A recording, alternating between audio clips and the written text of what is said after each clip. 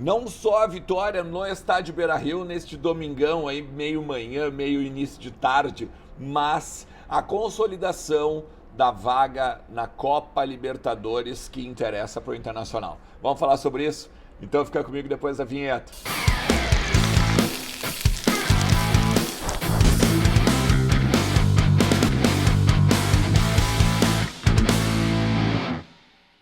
Fala Colorado, fala Colorada, tudo beleza? Como é que vocês estão? Baita domingo, né? Principalmente com o Internacional vencendo o Goiás 4-2. Tivemos alguns medos, né? Tivemos alguns sustos aqui no estádio Beira-Rio nesse domingão pela manhã, mas 3 pontos, como diria o Gabriel, né? Bota mais 3 aí pra nós. É isso aí. O Internacional que vai agora a 57 pontos, vai se consolidando cada vez mais na briga, né? Na luta pela Copa Libertadores da América, que é o sonho possível, como o próprio Mano Menezes declara, né?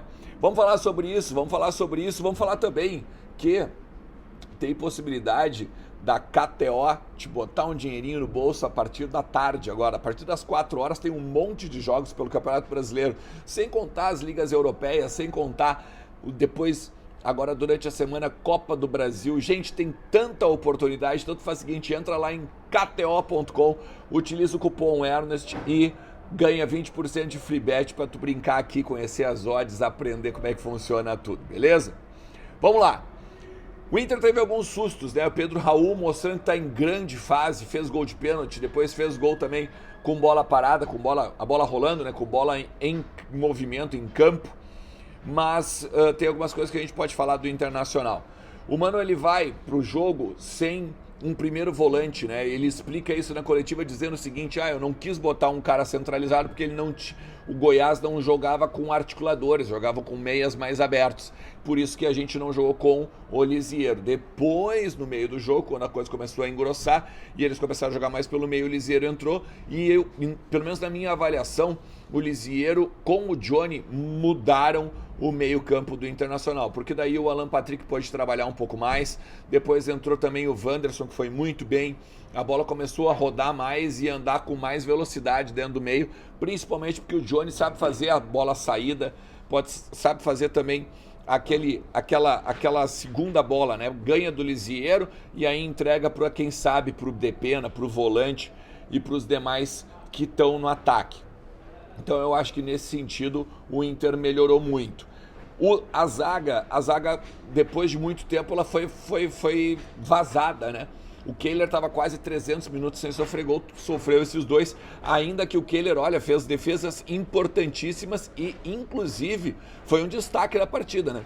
Porque teve no mínimo 2 oportunidades também pro Pedro Raul, uma no primeiro tempo e uma no segundo, que ele foi lá e fechou o gol, foi ovacionado aqui no estádio Beira-Rio, tanto que ao final da partida não só recebeu o aplauso da arquibancada, mas também os seus companheiros foram ao encontro, né, para dar abraços e cumprimentar, porque o Kehler fez uma partida de exceção hoje. Tem alguns problemas, tá? O Inter tem alguns problemas agora para o jogo da semana que vem contra o Botafogo no Rio de Janeiro. Pedro Henrique está suspenso, recebeu o 3º cartão amarelo e não pode jogar então lá no Engenhão. Já a boa notícia seria a volta do Wanderson, né? Que a tendência é que seja então o titular no lugar do Pedro Henrique, fazendo aquela boa e velha dobradinha, né? De que não se sabe quem é o titular e quem é o reserva. Ainda mais agora que voltou. Já tinha falado para vocês que ele ia poder jogar 30 minutos. Foi o que aconteceu. Ele entrou ali por volta dos 20 do segundo tempo. Então o Wanderson deu algumas boas arrancadas, tentou o 1-1, né? Bem que é a característica do Wanderson. E aí agora a gente começa a ficar um pouco mais tranquilo em termos de melhoras físicas, melhoras clínicas e até mesmo confiança, né? De pegar a bola, avançar, tentar o X1, também com uma boa correria, né? Um pique, velocidade, aquele que são características mesmo do Wanderson. A gente pode perceber que ele não está com nenhum receio de fazer aquilo que lhe é característico, né? Aquilo que lhe é, vamos dizer assim, pedido para ser feito, né? Aquela bola na ponta, aquela correria para cima do marcador e, obviamente, abrindo espaços no meio, né? Um cara, inclusive, que a gente pode falar sobre abrir espaços é o alemão. Ele vem mais uma vez, passa um jogo sem marcar, mas em contrapartida chama outros jogadores para o seu lado e libera aí que o Alan Patrick faça o seu gol, que o Maurício faça seu gol e que os meias e outros jogadores consigam entrar na área para então compor o ataque do Inter. Essa é a importância do alemão também, e o Mano falou sobre isso. A gente viu o alemão sendo alçado, né?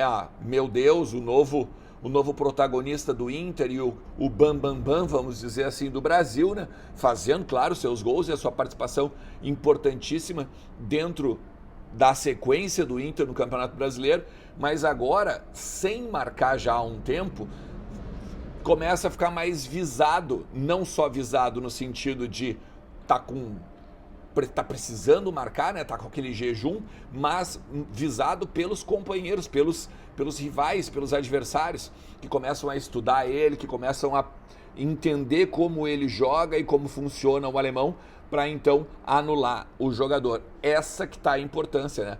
De entrar o Maurício na área, de entrar o Alan Patrick na área, de entrar o Edenilson quando joga. Edenilson hoje, que inclusive foi aplaudido pela arquibancada, né?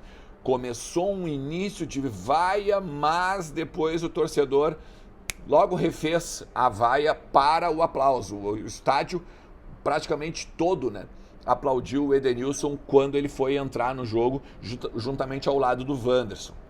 Então, isso também eu acho bem bacana do torcedor, sabe? De ele entender que existe o momento da vaia e existe o momento de apoiar. Porque o Inter não estava tão bem naquele momento, o Inter estava mal na partida, estava 2-2 e precisava mudar o jogo, né? Precisava fazer com que o Internacional ganhasse a partida e principalmente marcasse esses 3 pontos em cima dessa questão da tabela que eu falei para vocês. Dá pra gente secar, principalmente o Fluminense agora no final da tarde. Porque olha, o Fluminense a gente pode ficar com 6 ou com 9 pontos de diferença para ali o sexto e o sétimo colocado, o quinto, sexto e o sétimo colocado, porque ainda tem o Atlético Mineiro que joga e também pode diminuir um pouquinho a diferença para o Internacional. Mas dentro do G6 é muito certo que o Inter vai ficar, muito certo. Agora, por último, para a gente encerrar, falar de Maurício. O Maurício ele teve que sair por conta de uma torção no joelho.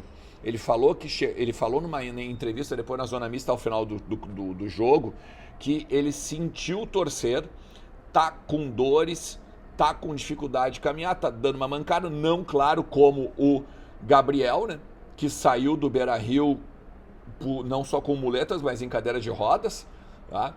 Mas disse o Maurício que vai ter que fazer um exame de imagem, vai ter que fazer um exame para entender a gravidade da dor, para entender o que pode ter acontecido no joelho. Foi numa chegada em que ele sentiu virar e aí nem conseguiu continuar mais na partida.